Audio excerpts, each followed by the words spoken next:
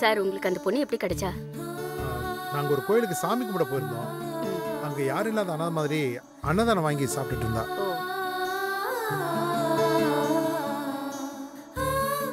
எங்களுக்கு குழந்தை இல்லை. என் ஒய்ஃபுக்கு அந்த குழந்தைய பிடிச்சி போய் வீட்டுக்கு கூப்பிட்டு வந்தா.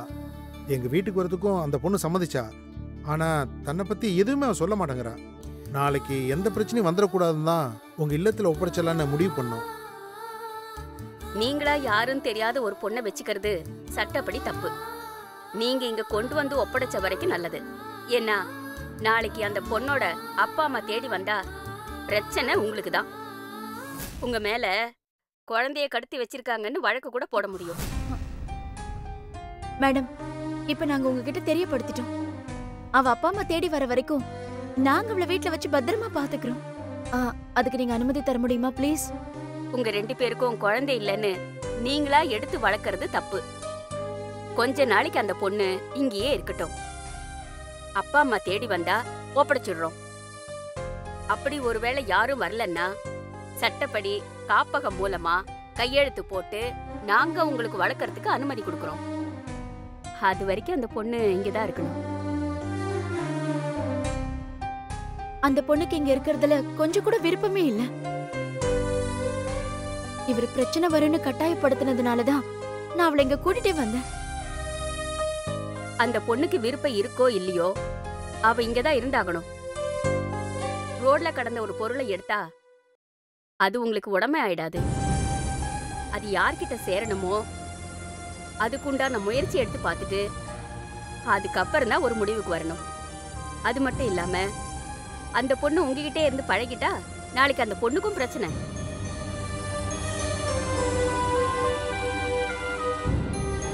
இங்க வர ஒவ்வொரு குழந்தையும் யாரும் இல்லாமையோ இல்ல மன ரீதியாவோ உடல் ரீதியாவோ ஊனமுற்ற குழந்தைகளாதான் வர்றாங்க.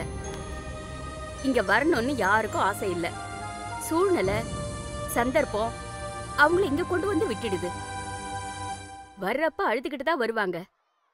ஒரு 2-3 நாள் ஆனதுக்கு அப்புறம் குழந்தைங்களோட குழந்தையா விளையாடி தன்னைத்தானே சமாதானப்படுத்திப்பாங்க.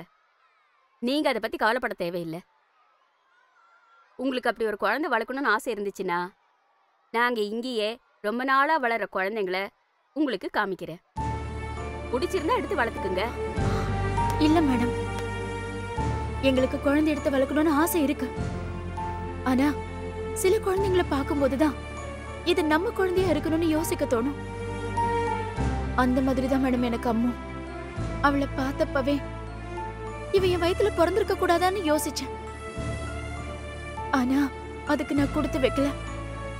அட்லீஸ்ட் அவளை வளர்க்கிற பாக்கியமாவது கிடைக்காதான்னு ஒரு சின்ன நப்பாசைதான்.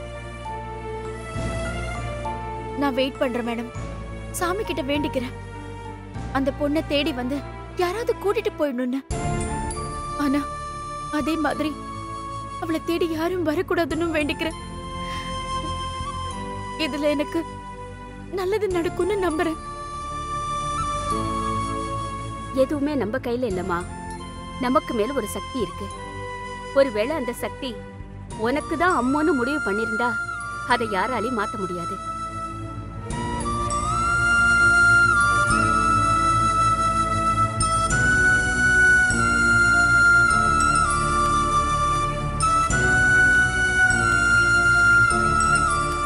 அம்மா, ஏய்,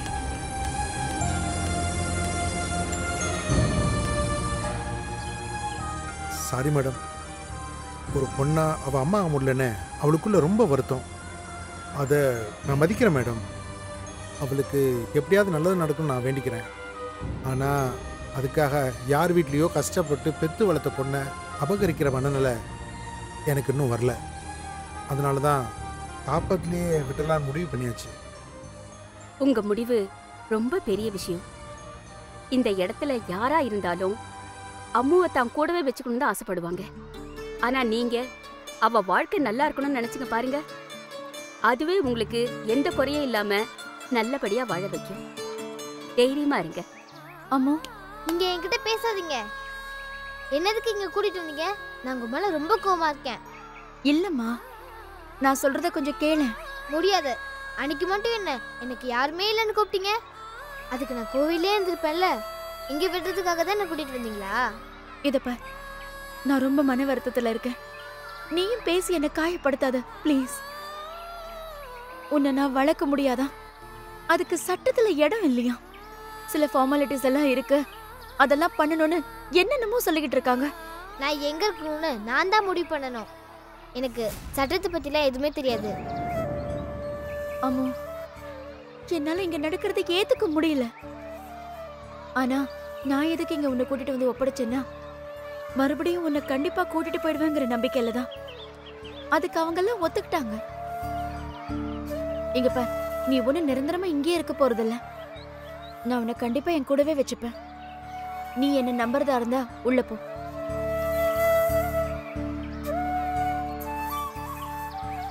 நீ இங்க இருக்க போற கொஞ்ச காலத்துல இவங்களும் என்ன மாதிரியே உன்னை ரொம்ப நல்லா பாத்துப்பாங்க. நான் இருக்கேன், தைரியமா இரு. எல்லாம் கொஞ்ச நாளைக்கு தான். உன்னை யாரும் தேடி வரலனா நீ நம்ம வீட்டுக்கே வந்துடலாம். என்ன மறுபடியும் அனுப்பி வைக்க மாட்டீங்கல்ல? சொன்ன மாதிரி எனக்கு கூடவே வச்சுப்பீங்கல்ல? நான் உன்னை விட்டு உன்னோட சம்மதம் இல்லாம பிரிஞ்சு போக மாட்டேன். நீ இங்கேயே இருந்தாலும் 2 நாளைக்கு ஒரு தடவை உன்னை வந்து பாக்குறேன். அப்படி இல்லைனாலும் என்னை உடனே பார்க்கணும்னு உனக்கு தோணுச்சுன்னா எனக்கு நீ கால் பண்ணு. நான் உடனே இங்க ஓடி வந்துட போறேன். சரியா?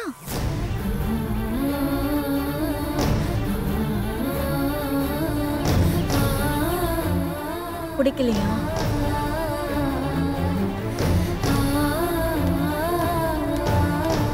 நீங்க சொன்ன மாதிரி நான் இங்கே இருக்கேன்.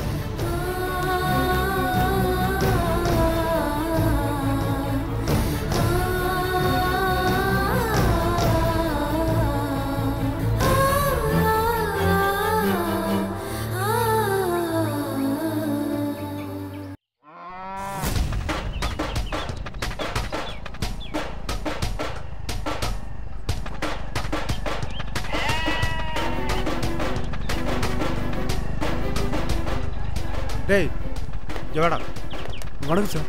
நீ இந்த ஊரா? ஆமாம் சார். என்ன வேலை பார்க்குற? ஒன்றும் இல்லைங்க சார். டேய் தம்பி, ஃபோட்டோ காட்டு. இந்த பொண்ணை ஊருக்குள்ளே எங்கேயாவது பார்த்துக்க? பார்த்துருக்கேன் சார். எங்கே பார்த்த? ஒரு நாள் காலையில் மெயின் ரோட்டில் ஒரு டீ கடை இருக்குது சார். ஒரு நாள் ஊருக்குள்ளே இருக்கிற கோயிலில் பார்த்தேன் சார். எனக்கு அன்றைக்கே சந்தேகம் வந்துச்சு சார்.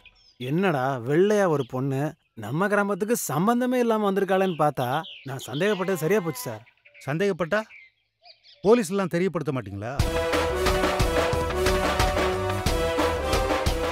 சார் வாங்க சார், நம்ம கோயிலில் போய் பார்ப்போம். சார், இப்போ நீங்கள் அந்த கோயிலுக்கு போய் பார்க்குறதுனால ஒரு பிரயோஜனமும் இல்லை சார். ஏன்னா அந்த பொண்ணு அங்கே இல்லைங்க சார். நான் மறுபடியும் போய் பார்த்தேன். அந்த பொண்ணு அங்கேருந்து கிளம்பிடுச்சுன்னு நினைக்கிறேன் சார். ஒரு வேளை அந்த கிழவி கூட திருவிழாக்கு போயிருக்குன்னு நினைக்கிறேன் சார். ஒரு வேளை நாளைக்கு கூட வரலாம் சார். எங்கே திருவிழா? 3 ஊர் தாண்டி சார், சிங்காலப்பட்டி. ரொம்ப ஃபேமஸான திருவிழா சார். அந்த திருவிழாவுக்கு கோயிலில் இருக்கிற பிச்சைக்காரங்க பூரா அங்கே தான் இருப்பாங்க. கோவில் காலியாக கிடக்கு. டேய், எதுக்கு அந்த பொண்ணை பார்த்துட்டே இருந்த? கடத்துறதுக்கு? சார், நான் ஒரு வேலையும் பண்ணலன்னா கூட அந்த மாதிரி வேலையெல்லாம் பண்ண மாட்டேன் சார். ஒரு வேளை அந்த பொண்ணுக்கு ஏதாவது பிரச்சனையாக இருக்குமோன்னு தான் சார் நான் யோசித்தேன். சரி, நீ யாருன்னு நான் 1 மணி நேரத்தில் சொல்கிறேன். நீ உன் அட்ரஸை கொடு.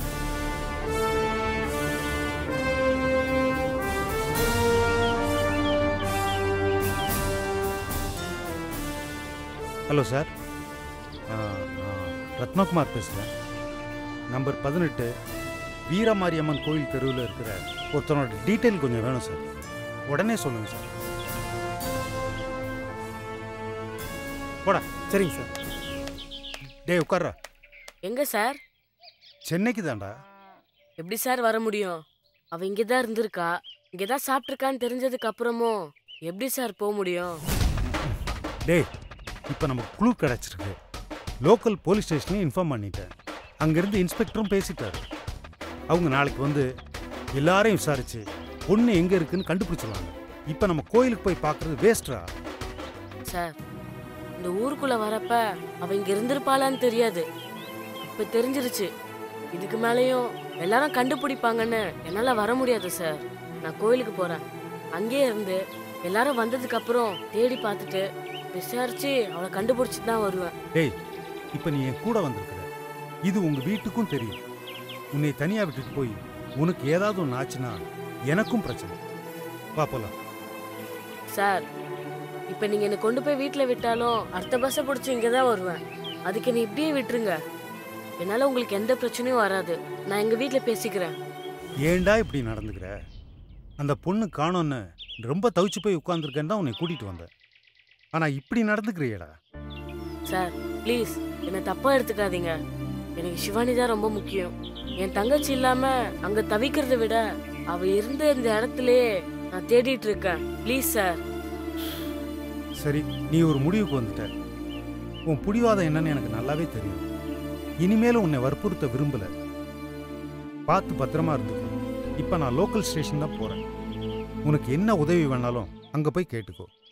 வா, உன்னை கோயிலில் இறக்கி விட்டு ஒரு தடவை தேடிட்டு போகிறேன். ரொம்ப தேங்க்ஸ் சார். சரி, உட்காரு.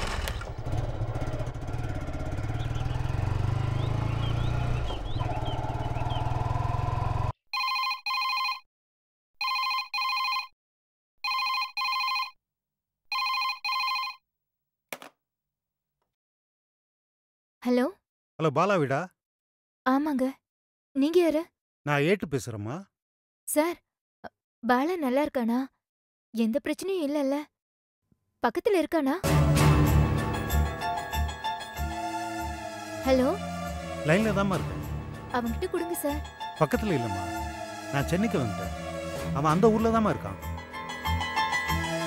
என்ன சார் சொல்றீங்க? ஏன் சார் தனியா விட்டுட்டு வந்தீங்க? நீங்க கூட இருக்கீங்கன்னு தானே தைரியமா விட்டேன். நான் என்னம்மா பண்ண முடியும்? எனக்கு இங்கே வேலை இருக்கு. எவ்வளவோ கூப்பிட்டு பார்த்துட்டேன். அவன் சிவானியை கண்டுபிடிக்காம வரவே மாட்டேங்கிறான். நான் மிரட்டி கூட பார்த்துட்டேன். மசிய மாட்டேங்கிறாமா. அந்த ஊர்ல அவன் தனியா என்ன சார் பண்ண முடியும்? சொல்லி புரிய வச்சு கூட்டிட்டு வந்திருக்கலாம்ல. நீங்க பயப்படாதீங்கம்மா. அவனுக்கு எந்த பிரச்சனையும் இல்லை. அவன் தனியா இருந்தாலும் லோக்கல் ஸ்டேஷன்ல சொல்லிட்டு தான் வந்தான்.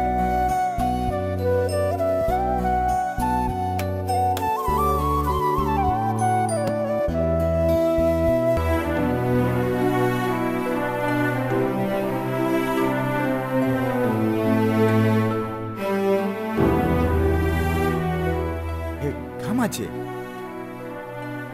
என்னாச்சு? ஏன் இப்படி கம்முன்னு உட்காந்துருக்க?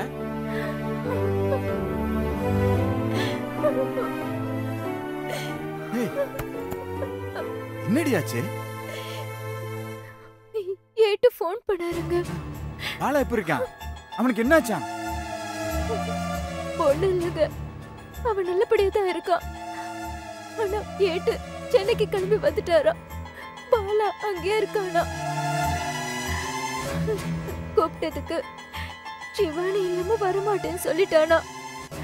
அவரும் புரிய வைக்க முடியாம கிளம்பி வந்துட்டாரா? இப்பதான் போன் பண்ணி சொன்னாரு. ஏண்டி இப்படி எல்லாரும் மூளை இல்லாத மாதிரியே இருக்கீங்க? அவன் சின்ன பையன் தானே. அவன் தனியா அங்க என்ன பண்ணுவான்? அவர் தானே கூட்டு போனாரு. அவர் தானே திரும்ப பத்திரமா கூட்டு வரணும். அவர் என்னங்க பண்ணுவாரு? அவன் சொன்னா கேட்டாதானே. உங்களையும் என்னை சமாளிக்கிற மாதிரி அவரையும் சமாளிச்சுட்டான்.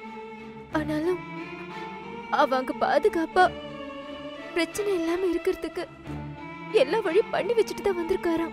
அவனுக்கு எந்த பிரச்சனை இல்லாம இருந்தாலும் தனியா இந்த வயசுல அவன் எவ்வளவு கஷ்டப்பட முடியும்?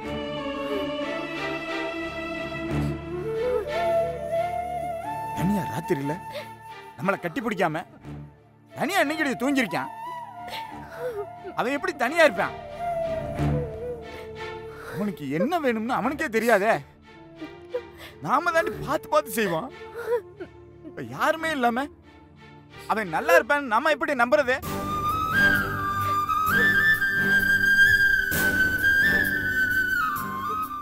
அவன் நம்மளுக்குன்னு இருக்கிற ஒத்த பிள்ளடி. அவனுக்கு அவன் தானே உசுரை பிடிச்சிட்டு வாழ்ந்துகிட்டு இருக்கேன். அது எதுக்கு? அவன் கஷ்டப்படுறத பாக்குறதுக்கா? எனக்கும் பயமா தாங்க இருக்கு. ஆனா என்ன பண்றது? நம்ம கும்பிடுற கடவுள் மேல பாரத்தை போட்டுட்டு அவனை காப்பாத்துவார்னு நம்புவோம். என் பிள்ளைக்கு கஷ்டத்தை கொடுக்கிற கடவுளா அவனை காப்பாத்த போது? நேரம் என் பிள்ளை எங்க எப்படி கஷ்டப்படுறானே தெரியலையே. அதை நினைச்சாலே பயமா இருக்குடி. நம்ம பிள்ளைக்கு ஒண்ணும் ஆகாதுங்க. நான் அந்த ஏட்டு சார் கிட்ட பேசுறேன். அவகிட்ட எப்படியாவது பேசி இங்க வரவழைச்சிடலாம். நீங்க அதை நினைச்சு கவலைப்படாதீங்க. அவன் நல்லபடியா வந்துருவான். சரி, ஓகே சார். சார் வணக்கம் சார். வாங்க சார், போன விஷயம் என்னாச்சு? கடைசியாக கிடைச்ச இன்ஃபர்மேஷன் படி அந்த பொண்ணு ராமகிரி வரைக்கும் போயிருக்கா. அந்த கோயிலில் தான் சுற்றிட்டு இருந்திருக்கா. அதை அந்த ஊர் மக்கள் கன்ஃபார்ம் பண்ணிட்டாங்க. இதை லோக்கல் ஸ்டேஷன்லேயும் ரிப்போர்ட் பண்ணி தேட சொல்லியிருக்கேன். இன்னும் அந்த கோயிலில் சில பேர் திருவிழான்னு சொல்லி பக்கத்து ஊருக்கு போயிருக்காங்க. அவங்க வந்தால் இன்னும் சில தகவல் கிடைக்கலாம். எனக்கு தெரிஞ்சு அந்த பொண்ணு எங்கே இருக்கான்னு நெருங்கிட்டோன்னு தோணுது. இன்னொரு சந்தோஷமான விஷயம் என்னன்னா, அந்த பொண்ணுக்கு எந்த பிரச்சனையும் இல்லாமல் சேஃபாக இருக்கா. சார், ராமகிரிங்கிறது எங்கே இருக்குது சார்? அது சித்தூர் டிஸ்ட்ரிக்ட், ஆந்திரா ஸ்டேட் கண்ட்ரோலில் வருது. அதனால தான் நானே அஃபீஷியலாக எதுவும் டீல் பண்ணாமல் அங்கே இருக்கிற ஃப்ரெண்ட்ஸுங்க மூலியமாக இந்த கேஸை மூவ் பண்ணிகிட்டு இருக்கேன். ஏன்னா கேஸை ஸ்டேட்டை விட்டு ஸ்டேட் மூவ் பண்ணும்போது கண்டிப்பாக பிரச்சனை வரும். அப்புறம் மீடியாலையும் எழுத ஆரம்பிச்சிருவாங்க. ஆமாம் சார், உள்ள ரிஸ்க் இருக்கும்போது நீங்கள் அஃபிஷியலாக எதுவுமே பண்ண வேண்டாம். நான் ஆளுங்களை விட்டு தேட சொல்கிறேன். எப்படி அந்த ஊருக்குள்ளே 2 நாள் விட்டு தேடணும்னா கண்டிப்பாக எங்கள் பொண்ணு கிடச்சிருவா சார். ம், சரி. நீங்கள் ஒரு பக்கம் தேடுறதை நிப்பாட்டாமல் தேடிக்கிட்டே இருங்க. நாங்களும் ஒரு பக்கம் எங்கள் கடமையை செய்கிறோம். எப்படி பொண்ணு கிடைச்சாலும் சந்தோஷம் தானே? கண்டிப்பாக சார். சார், அப்புறம் இன்னொரு விஷயம். அங்கே பாலா இருக்கான். அவன் என் கூட தேட வந்து அங்கே தான் சிவானி இருக்கான்னு தெரிஞ்ச உடனே அங்கேயே தங்கிட்டான். கண்டுபிடிச்சிட்டு தான் வருவான். அவன் சில தகவலை சேகரிச்சுட்டு கூப்பிடுவான். ஏன் சார் அவனை அங்கே விட்டு வந்தீங்க? அவனுக்கு ஏதாவது பிரச்சனை வந்ததுன்னா என்ன சார் பண்ணுறது? அவனுக்கு எவ்வளோ சொல்லி பார்த்துட்டேன் சார். அவன் கேட்கவே மாட்டேங்கிறான். சிவானி மேலே அளவுக்கு அதிகமாக பாசம் வச்சிருக்கான். ஒரு நாளைக்கு 2 தடவையாவது ஸ்டேஷனுக்கு வந்து விசாரிச்சு தொல்லை பண்ணுறான். இங்கே தெரு தெருவா அலைஞ்சி தன்னை கஷ்டப்படுத்திக்கிறான். அதுக்கு அங்கேயாவது நிம்மதியாக இருக்கட்டும் தான் விட்டுட்டு வந்து. கவலைப்பட தேவையில்லை சார். லோக்கல் போலீஸ் ஸ்டேஷனில் விஷயத்த சொல்லியிருக்கேன்.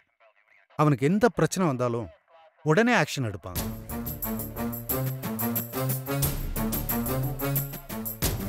யோ, உன்னை போய் தேட சொன்னா உனக்கு ஒரு அசிஸ்டண்டா?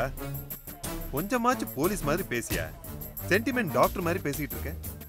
நாளைக்கே ஏதாச்சும் பிரச்சனைனா நீ பதில் சொல்வ? மேல இடத்துல இருந்து ஏன் தலையை உருட்டுவானுங்கயா? சார், அவர் மேல எந்த தப்பும் இல்லை. அவர் கொஞ்சம் பரிதாபப்பட்டிருக்கார், அவ்வளவுதான். ஏன்னா அவன் விட மாட்டான். சிவானியை சுத்தியே வந்துட்டு இருப்பான். அவனுக்கு அவ்வளோ பிடிக்கும். இப்போ கூட சிவானியை பத்தி எல்லா விஷயத்தையும் நோண்டி ஒரு விஷயத்தையும் விடாம தகவலை கலெக்ட் பண்ணிட்டு இருப்பான். அதுக்கு காரணம் அவன் மேல இருக்க பாசம் தான் சார். அது எனக்கு புரியுது. ஆனா என் வினோக்கு தெரியல, புரிஞ்சுக்கவும் மாட்டேங்கிறான். அவனை ஒரு சாதாரண ஏழை வீட்டு பையனாவே பார்த்து தனியா பிரிச்சு பார்க்க தான் ஆசைப்படுறான். இந்த பார்வை தான் சிவானிக்கும் என் மனைவிக்கும் இருக்கிற பிரச்சனையே சார்.